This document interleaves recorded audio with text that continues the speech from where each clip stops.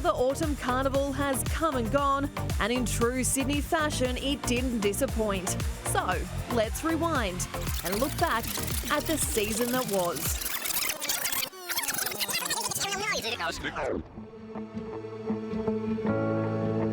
Two years into retirement, and the Queen of the Turf has been immortalised with a bronze statue at Rosehill Gardens.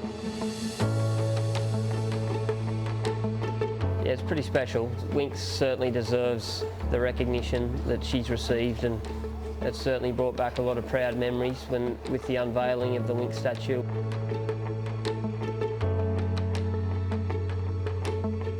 It came just in time for Huey Bowman to relive the glory of the 2020 Golden Slipper. I don't think I've seen Luke Ricketson so excited since the Roosters won the grand final a couple of years ago. Who would have thought, after a global pandemic, that anything could rain on the Golden Slippers parade? Well, it turns out Mother Nature had other plans. The rain has been relentless. We were warned that this weather pattern was coming, and I tell you what, hasn't it arrived? And of course, the biggest news of the day is that the 2021 Golden Slipper has been postponed. It has indeed been rescheduled.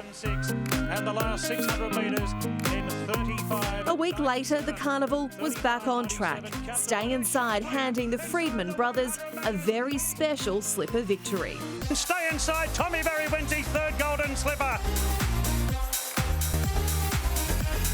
In true Racing Dreams fashion, we got the story straight from the horse's mouth. One of his terrific characteristics is he's just such a great-natured horse.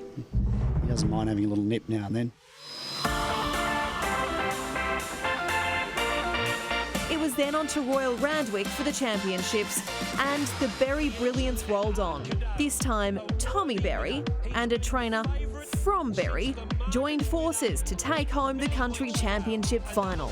And Dart Kudo all the way for Tommy Berry won the country championship. What's so good about Tommy is he's so good off the track. He's just a genuine bloke.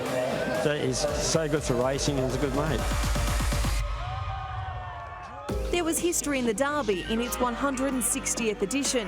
Explosive Jack, the first Tasmanian Derby winner to steal victory in the Australian Derby. It was a quick visit to the Harbour City for Jamie Carr.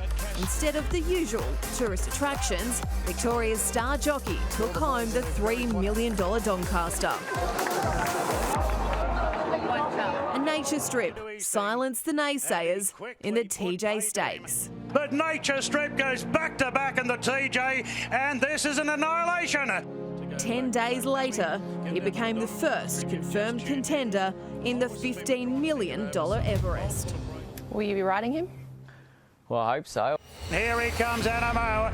He let loose in a stride, and the colt charges to the lead of the 200. Speaking of J-Mac, he recorded 50 Group 1 wins faster than any other jockey in Australian history. This autumn, he's also joined Larry Cassidy and Darren Beedman as the only three jockeys to have ridden 100 Sydney winners in 3 successive seasons. Not bad, but it seems he's taking his time with other things. Morning, James. I know he watches the show. If he doesn't watch it, he tapes it. Now, look, if Very Elegant does win today, John Stevens playing in the background, 15,000 people. Sounds romantic. It's got proposal written all over it. Is he going to finally put a ring on it? I'd imagine that's the last. Yourself, that by the is way. the last thing on his mind. But it does go up a carrot every year. It wasn't to be for Caitlin that week. The Queen Elizabeth Stakes remains the race that still eludes him. I would love to come back and try and win a Queen Elizabeth next year if that can happen with Very Elegant. That's because a Dave broke J-Mac's heart all over again. It's a Dave and Very Elegant in a ripping finish. A Dave's lifting. He fends off Very Elegant and Delasan, and a Dave goes back-to-back. The Beast of Britain's done it.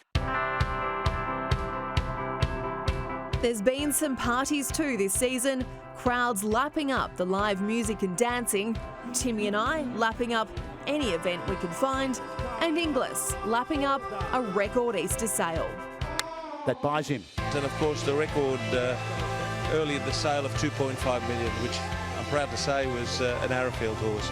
But overall, an extremely strong sale, and long may it continue. Well, when you say 2.5, it doesn't sound a lot of money, but if everyone thinks about what their house is worth, that actually puts these beasts back into perspective, because 2.5 million, it's a hell of a lot of money. Even the GST, it's 250 grand's enough, isn't it?